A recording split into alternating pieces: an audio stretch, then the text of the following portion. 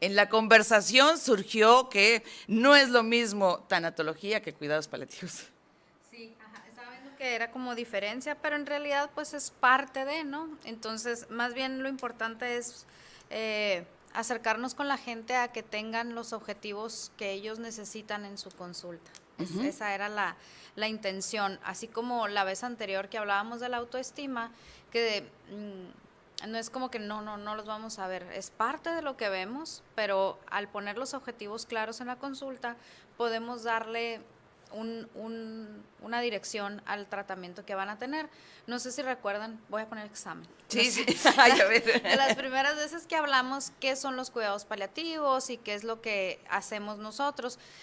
Recuerdan que les dije que teníamos algunas escalas de valoración, entonces vamos encasillando a los pacientes, digo, aunque se escuche, tal vez no se escuche bonito, pero es una manera de ponernos empáticos prácticamente y en Y una con todo interrogación. respeto, ¿verdad? Sí, sí, Sí, claro, con todo respeto hacia el paciente. son cuestionarios mundiales que ya están hechos incluso para que ellos puedan irse haciendo sus exámenes cada semana, ¿no? Incluso se les puede dar y ellos cada semana poner qué tan ansioso te sientes y del 1 al 10.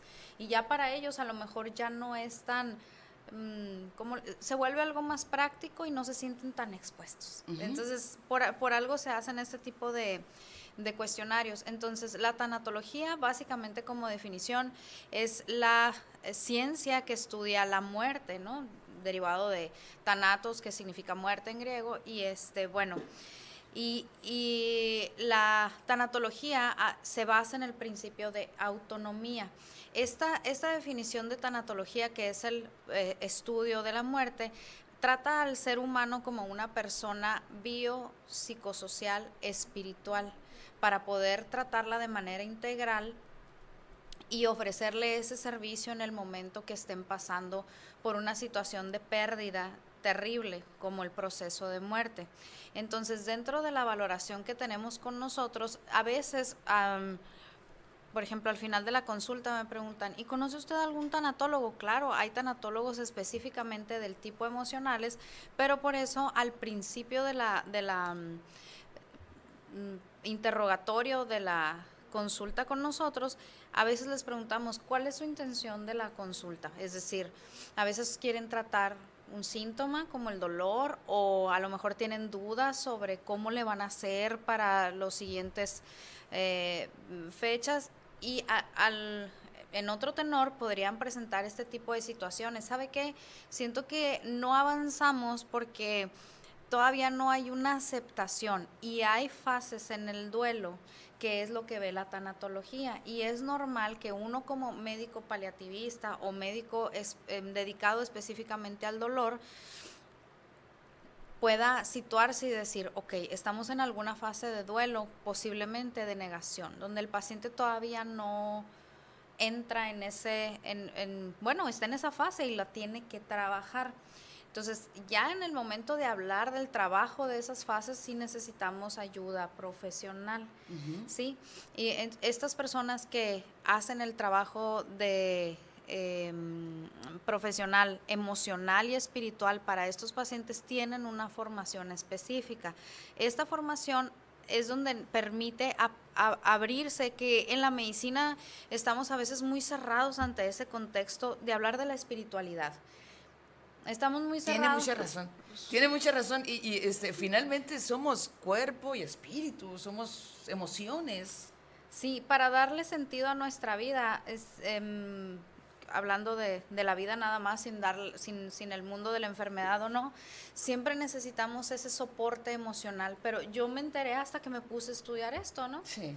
Antes, pues no es una cultura que tengamos, ¿sí? Hay otras culturas que son un poco más rígidas y más entregadas a su vida espiritual, como budismo, los judíos, etcétera, ¿no? En algún momento el catolicismo, pero bueno, tuvimos tantas derivaciones tal vez que no llegamos a ese punto, pero es algo importante que siempre que tenemos un problema tan rudo, llegamos a esa necesidad espiritual o algo muy bonito como una boda, un bautizo, etcétera.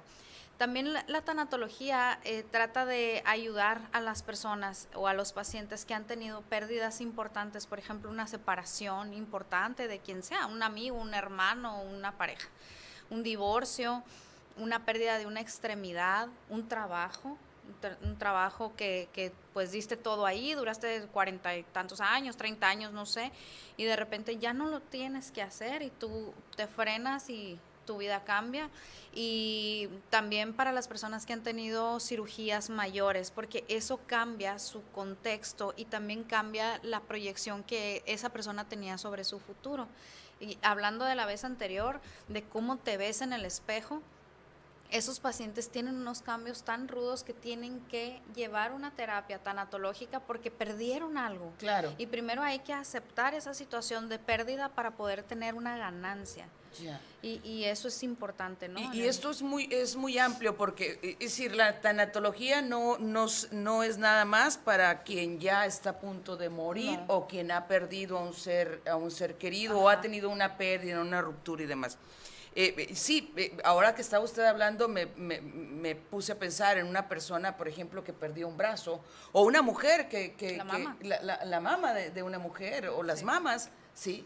O sea, finalmente es un impacto, ¿no? Es un proceso que tienes que llevar. Sí, se le ha metido mucha como propaganda lo del cáncer de mama, pero hay una partecita que no hemos avanzado, que es esa parte de terapia cognitivo-conductual, terapia del espejo, ver cómo te sientes, etcétera, ¿no? Esas son terapias específicas, pero ya como yo, por ejemplo, como médico algólogo, no solo nada más de paliativo, sino de medicina del dolor, yo veo mucho paciente con amputaciones que traen una cuestión trágica o que tuvieron un accidente terrible y tuvieron que abrir su pancita para revisar si no había alguna ruptura de algún órgano y pues ellos se sienten desfigurados y si quedan con dolores continuos. Para aceptar eso necesitan terapia y necesitamos todavía como cultura ingresarlos a este mundo. Entonces la tanatología es una esfera de la medicina paliativa y de la algología también, porque vemos a esos pacientes. Entonces sí es importante que lo valoremos como tal, porque a veces a la gente, yo le digo, yo creo que a ese paciente le duele el alma. Sí. O sea, ya puede uno ver que ese paciente está triste, trae está un sufrimiento. Sí, y yo ya hice bla, entonces vamos a tratarlo por esta situación y haces un círculo con el paciente, platicas con él hasta donde sea posible para ti y de ahí vas derivando a alguien que sea experto en terapia emocional, si lo considera así y si él tiene la apertura y ganas. También como les dije, el principio es de autonomía y él tiene que decidir qué quiere hacer. A veces se sienten tan mal que no quieren nada, pero es cuestión de uno como profesional presentarles las bases para que ellos decidan correctamente lo que van a hacer. Por más negados que estén, en algún momento salen de esa fase, pues. Sí, y en todo esto, pues es muy importante, estoy pensando, por ejemplo, el que profese la persona alguna religión, la que sea.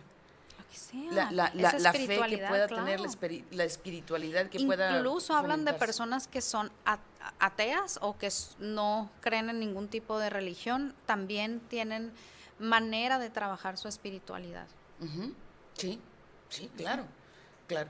Bueno, pues ahí está, un tema sin duda importante, interesante, compártalo, vuélvalo a escuchar para que ahí se quede en nuestras redes y más tarde lo compartimos así ya de manera encapsulada nada más este tema. Compártalo con gente que sepa que le puede servir, porque esto es muy importante. Hay que quitarnos el miedo a abordar esos temas porque finalmente, pues, es información que nos sirve para el tránsito diario. Muchas gracias. Gracias a ustedes. La vamos a volver a invitar, vamos a buscar otra. Por supuesto, pueden solicitar.